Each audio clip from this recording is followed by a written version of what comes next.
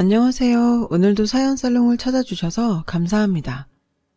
성실한 남편과 함께 예쁜 딸아이를 키우고 있는 30대 후반 여성이에요. 교사였던 부모님 밑에서 자란 제 어린 시절은 평범하다는 표현으로 부족할 정도로 무색무취였어요. 딱히 좋아하는 것도 없고 그렇다고 잘하는 것도 없었죠. 친구들이 원대한 꿈을 말할 때도 저는 부모님처럼 교사나 공무원 정도 하면서 살아야겠다 생각했어요. 사실 지금에 와서야 말이지만 제가 처음부터 이렇게 평범한 삶을 추구했던 건 아니었어요. 저는 아주 어릴 때부터 늘 바쁘신 부모님 밑에서 외동딸로 자란 탓에 혼자 보내는 시간이 많았고 또래 친구들과 거의 대화를 나눠본 적이 없었는데요. 그게 문제였죠. 남들에게는 평범한 일이었던 친구 사귀기가 저한테는 왜 그렇게 어려웠는지 모르겠어요.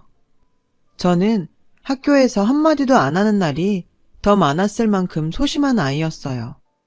늘 구석에 앉아 혼자 있다 보니 아이들한테 놀림의 대상이 되었죠. 그렇게 시간이 흘러 중고등학교 시절을 보내면서도 여전히 친구 하나 제대로 사귀지 못하는 아이였어요. 저는 남들 눈에 띄지 않기 위해 스스로 평범한 삶을 택하게 되었어요. 지금 생각하면 정말 바보 같은 얘기지만 예전에 만원 버스에서 비켜달라는 말도 못해서 내려야 하는 정거장을 놓친 게 한두 번이 아니었죠. 그런 저에게는 어찌 보면 내 일만 하면 아무도 간섭 안 하는 공무원이란 직업이 천직인지도 몰라요. 학창시절보다 많이 나아지긴 했지만 공무원이 된 후에도 누가 말을 걸어주지 않으면 말을 하지 않다 보니 몇 년 동안 같이 일한 동료들과도 서먹서먹해서 전 항상 혼자 점심을 먹곤 했어요. 그러던 어느 날 그를 만나게 되었죠. 여느 날과 같이 직원 휴게소에 앉아 도시락을 먹고 있는데 누군가 저에게 말을 걸어왔어요. 한주임님은 왜 매일 혼자 밥 드세요? 누구시죠? 그러자 남자는 황당한 표정이 되더군요. 저 모르세요? 저 여기에 공익으로 배치받은 지 3개월이나 됐는데요. 한주임님이 워낙 말이 없으셔서 대화는 못 해봤지만 순간 정말 얼굴이 화끈거리더군요. 워낙 주변 돌아가는 일에 관심이 없다 보니 같은 곳에 있는 사람조차 몰라봤던 거였죠. 그날 이후 남자는 마치 저와 잘 아는 사이인 것처럼 제게 살갑게 다가왔고 처음에는 그런 그가 조금 불편했어요.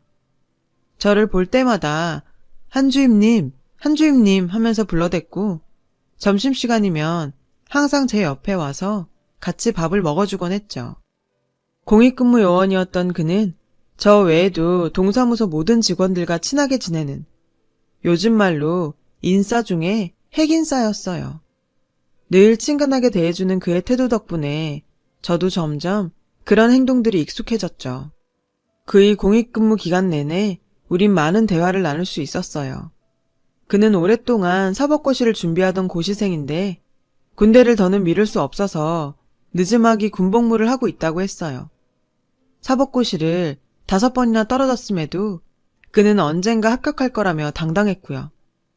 저와는 다르게 꿈이 있고 포부도 있는 모습에 제가 매력을 느낀 건 어찌 보면 당연한 일인지도 몰라요. 그와 지내다 보니 사람들과 어울리는 방법도 알게 되고 점점 제 자신이 달라져 간다는 걸 많이 느끼게 됐죠.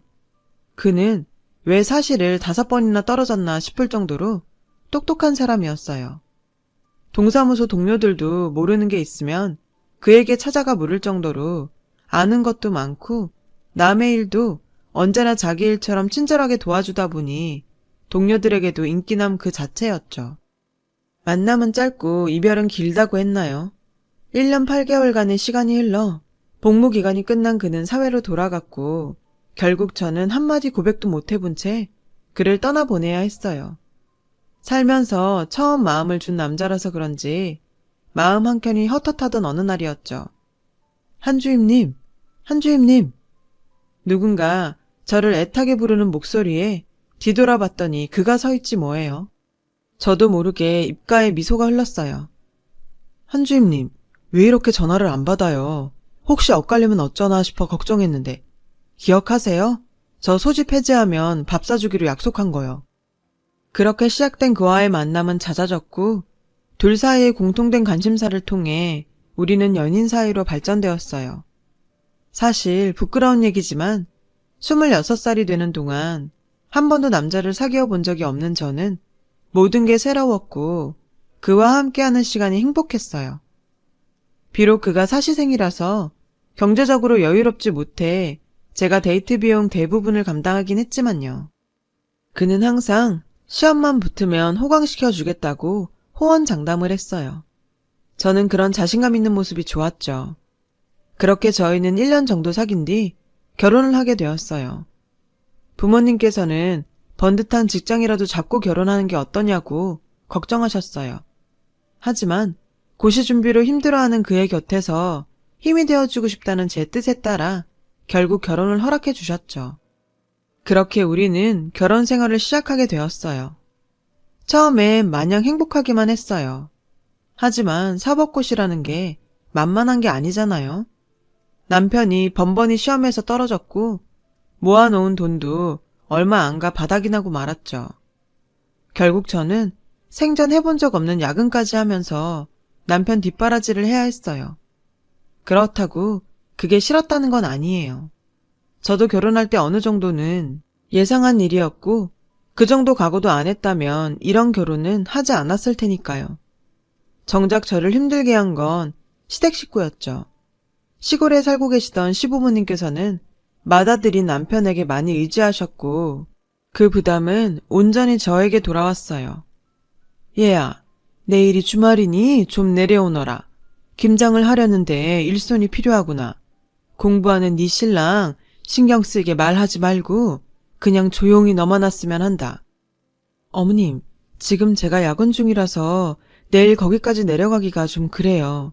제가 김장비 보내드릴 테니까 사람 사서 하시면 안 될까요? 전 어머님께 정중하게 말씀드렸어요. 시댁까지는 차 타고 3시간 넘게 걸리다 보니 야근한 다음 날은 좀 부담이 되었죠. 너 지금 시애미가 이렇게 부탁하는데 거절하는 거니? 넌 시애미 말을 개똥으로 듣는구나. 그래, 알았다. 오지 마라. 버럭 화를 내시는 시어머니에 당황한 저는 피곤한 몸을 이끌고 다음날 아침 일찍 시댁으로 내려갔어요. 어머님은 절 보자마자 역정을 내셨죠. 그렇게 오기 싫다더니 웬일이냐? 네가 나한테 하는 걸 보아하니 평소에 네 남편이 너한테 어떤 대접을 받는지 뻔하구나. 그러니 자꾸 시험에 떨어지지. 시어머니는 남편이 시험에 떨어지는 게 마치 제 탓이냐 말씀하시더군요. 솔직히 기분이 너무 상했지만 시어머니 앞에서 티를 낼 수는 없는 노릇이었죠. 그래서 입 다물고 꾹 참았어요. 그렇게 전 시어머니와 김장 100포기를 하고 녹초가 된 몸으로 차에 시동을 걸려는데 글쎄 시어머니가 차 트렁크에 아이스박스 한 통을 실으시면서 이러시는 거예요. 아참, 내가 빼먹을 뻔했네. 너 올라가는 길에 대전에 좀 들러서 네 시누이한테 김치 좀 전해주려무나. 순간 머리가 띵해지더라고요. 하루 종일 김장하느라 파김치가 됐는데 대전까지 들러 시누이 김치 배달까지 하려니 정말 해도 해도 너무한다 싶었죠. 그래도 어쩌겠어요. 여기서 한마디만 했다간 또 잔소리를 들어야 할 텐데요. 결국 속으로 욕하면서 운전대를 잡았죠. 대전에 들러 김치 심부름까지 하고 집에 돌아오니 밤 10시가 넘었더라고요. 제 마음을 아는지 모르는지 남편은 왜 이렇게 늦었냐며 밥도 못 먹었다고 당장 밥을 차리라는데 저도 모르게 눈물이 왈칵 쏟아지더라고요. 그 후로도 시어머니는 지방 경조사만 있으면 그 먼 시골까지 저를 불러서 음식 준비를 시키셨어요. 그때마다 늘 하시는 말씀이 있었죠. 얘야, 너희는 왜 아이를 안 가지니? 혹시 너한테 문제 있는 거 아니냐? 시댁에 갈 때마다 시부모님은 왜 손주가 안 생기냐며 저를 구박하셨고 모든 걸 제 탓이냥 말씀하셨어요. 사실 저도 간절히 아이를 원했는데 남편은 임신하면 시험 공부하는데 방해가 된다며 모든 계획을 시험 이후로 미루길 원했거든요. 그래도 저는 그때까지만 해도 남편이 사법고시만 합격하면 모든 일들이 다 해결될 거라고만 생각하고 있었죠. 그렇게 시간이 흘러 남편의 9번째 사법고시를 2달여 앞둔 어느 날 출근 준비를 하고 있던 저에게 남편이 100만 원만 달라고 하더라고요. 뜬금없는 소리에 전 이유를 물었어요. 오늘 친구들이랑 시험 전에 마지막으로 술 한잔 할까 해서. 그러니까 통장으로 100만 원만 보내놔. 자기야, 무슨 술값이 100만 원이나 해. 얼마 전에 준 용돈은 벌써 다 쓴 거야? 남편은 자기 친구들 수준에 맞추려면 100만 원 정도는 필요하다더군요. 솔직히 남편이 시험 준비를 하는 동안 제 월급으로 모든 걸 하다 보니 100만 원은커녕 10만 원도 여유가 없던 저는 차라리 친구들을 집으로 부르는 게 어떠냐고 제안했고 그러기로 했어요. 남편 말대로 남편 친구들은 엘리트들 그 자체였어요. 대기업 과장에 변호사까지. 남편이 친구들한테 자격지심을 느끼는 게 당연했죠. 저는 그런 남편이 친구들한테 기죽지 않게 하려고 있는 실력 없는 실력 다 발휘해서 음식을 준비했어요. 광혁이 넌 마누라 잘 만난 줄이나 알아. 빨리 시험 합격해서 보답하라고. 왜? 부럽냐? 안 그래도 합격만 하면 우리 마누라 호강시켜줄 생각이다. 남편은 친구들의 칭찬에 어깨가 으쓱했는지 제 자랑을 늘어놓으며 밤새 친구들과 술잔을 기울였어요. 남편은 마지막 2달은 아예 고시원에 틀어박혀 공부만 했고 그 결과 드디어 9번째 만에 사법고시에 합격을 했어요. 전 이때까지만 해도 사시 합격이 비극의 시작이 될 거라고는 생각도 못했었죠. 합격 발표 후 잠깐 나갔다 온다던 남편은 밤이 새도록 들어오지 않았고 남편과 축하 파티를 위해 준비한 음식은 제 마음처럼 식어만 갔어요. 다음날 아침 잔뜩 술에 취해 들어온 남편은 연신 축하 전화를 받기에 바빴고 저는 안중에도 없는 듯 했어요. 그 모습에 내심 서운한 마음이 들더군요. 시험 합격 후 2년간의 연수원 생활을 끝내고 드디어 남편은 변호사가 되었고 작은 규모의 로펌에 취직을 하게 되었어요. 그때부터였죠. 남편이 달라지기 시작한 건. 자기야, 어디야? 오늘이 우리 아빠 생신이라고 말했잖아. 다들 당신만 기다리고 있는데 오고 있는 거야? 어떡하지? 나 오늘 바빠서 못 가. 일하는 중이니까 자꾸 전화하지 마. 남편은 로펌 일이 바쁘다며 갈수록 외박이 잦아졌고 밤늦게 나가는 경우도 많아졌어요. 그러다 보니 우린 아이를 가지기는커녕 얼굴 마주칠 시간도 없이 시간이 흘렀죠. 아직 1년차 변호사라 월급이 많지도 않은데 남편의 씀씀이는 날이 갈수록 커졌고 평소 1, 2만 원짜리 옷이면 만족하던 사람이 머리끝부터 발끝까지 명품으로 치장하려 들었죠. 변호사가 돼서도 생활비를 주기는커녕 오히려 저한테 용돈을 받아가더군요. 그러면서 항상 이런 말을 했어요. 사람은 자리에 맞게 행동해야 돼. 명색이 변호사인데 밖에서 꿀리고 다니면 되겠어? 재훈이 녀석 알지? 우리나라에서 손꼽히는 로펌 다니는 애. 걔가 나 그 로펌으로 끌어주기로 했어. 그럼 우리 인생 한 번에 확 필 거야. 그러니까 투자라고 생각해. 항상 자신감은 넘쳤지만 그렇다고 허세가 있는 사람은 아니었는데 이 남자가 지금까지 내가 알던 남자가 맞나 싶을 정도로 남편은 완전히 변해버렸어요. 변호사가 된 이후 완전히 달라진 남편의 태도에 마음앓이를 하던 어느 날 남편 친구인 재훈 씨한테 전화가 왔어요. 현지 씨, 제가 이런 말 하는 게 오지랖인지는 모르겠지만 말끝을 흐리며 시작된 이야기의 내용은 정말 충격적이었어요. 남편은 변호사가 된 후 친구들한테도 다른 사람처럼 행동했고 그런 모습에 친구들조차 혀를 내두를 정도였다네요. 광혁이 자식, 정말 왜 그렇게 된 건지. 고시생 시절에 지한테 밥값, 술값 대주던 친구한테 일반 직장인 따위라고 막말을 하질 않나? 룸사롱 아가씨한테 빠져서 정신 못 차리질 않나? 아휴, 아주 위태위태해서 못 보겠다니까요. 게다가 저희가 다 알잖아요. 그동안 현지 씨가 어떻게 뒷바라지 했는지. 그래서 말인데요. 혹시 도움 필요하면 언제든 연락 주세요. 얘기를 듣고 나니 남편 옷에 묻어있던 여자 화장품과 그 외의 행동들이 퍼즐 조각처럼 하나하나 맞춰지더군요. 정말 그것만은 아니길 빌었던 제 바램은 무참히 산산조각이 나고 말았어요. 한참을 멍하게 있다 보니 제가 지금까지 얼마나 호구처럼 살았는지 알겠더군요. 남편에 대한 배신감보다 연애 때부터 지금까지 남편의 뒷바라지를 하며 오직 남편의 성공만을 바라보고 산 제 자신한테 화가 나서 참을 수가 없었어요. 그래서 재훈 씨의 조언을 받아 남편 차의 블랙박스부터 확인을 했어요. 영상 속에는 남편과 룸사롱 아가씨의 모습이 많이 담겨 있었어요. 자기야, 오늘 집에 안 들어가도 돼? 일 때문에 못 들어간다고 하면 돼. 마누라년이 멍청해서 일한다 그러면 묻지도 않고 오케이라니까. 나야 뭐 땡큐 베리 감사지. 영상 속 그 남편의 모습은 그야말로 쓰레기 그 자체였어요. 저는 자길 배려한다고 굳이 바깥 일을 묻지 않은 건데 남편은 그런절 이용하고 조롱까지 하더군요. 남편의 실체를 눈으로 확인하고 나니 화가 난다기보다는 저 인간한테 어떻게 지옥 같은 삶을 선사할까 하는 생각밖에 안 들더군요. 때마침 시어머니한테 전화가 왔어요. 제가 무슨 자기 집 일꾼이라도 되느냐 다짜고짜 시댁으로 내려오라더군요. 오히려 잘 됐다 싶었어요. 시댁에 내려가 보니 임신한 시누이가 와 있더라고요. 얘, 넌 시댁에 오면서 빈손으로 오니? 남편 덕 보면서 살면 네가 시댁에 잘해야 하는 거 아니니? 어처구니가 없더라고요. 생활비 한 푼 받아본 적 없는데 남편 덕을 보고 살다니. 어머님, 아무렴 제가 시댁에 빈손으로 왔겠어요. 제가 아주 재밌는 선물 가져왔는데 아가씨도 여기 와서 보세요.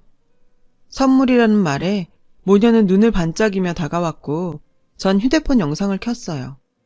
영상을 틀자 모녀는 그대로 굳어버렸고 영상 속에서 흘러나오는 신음소리만이 그 정적을 채울 뿐이었죠. 이게 바로 어머님이 자랑스러워하는 아들의 실체예요. 아가씨, 뱃속에 있는 애한테도 잘 보여주세요. 삼촌이 어떤 인간인지 말이에요. 충격에 빠져있는 모녀를 뒤로하고 전 바로 집으로 와버렸어요. 시댁에 핵폭탄을 날려버리고 집에 도착했더니 남편이 절 기다리고 있더라고요. 너 미쳤어? 너 때문에 우리 엄마 쓰러졌어. 너 도대체 무슨 짓을 한 거야? 남편이 악을 쓰며 말하더군요. 미친 건 너 아니니? 그리고 난 뭐 한 거 없어. 니네 엄마 너 보고 쓰러진 거니까. 네가 차에서 어린 년이랑 벌인 더러운 짓.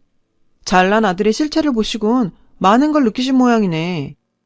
그제야 상황을 파악한 남편은 그동안 감추고 있던 본성을 그대로 드러냈어요.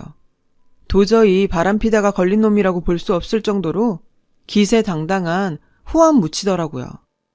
너 지금 나랑 이혼이라도 하겠다는 거야? 잘 됐네. 안 그래도 너랑 사는 거 지겨웠는데 사법고시 붙고 나니까 여기저기서 있는 집 딸들을 들이대더라. 그때 내가 얼마나 땅을 쳤는지 아니? 좀만 더 참았더라면 좋았을걸.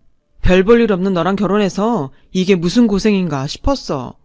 우리 사이에 애도 없고 재산이랄 것도 없으니 아파트 팔아서 반반 나누고 깔끔하게 이혼하자.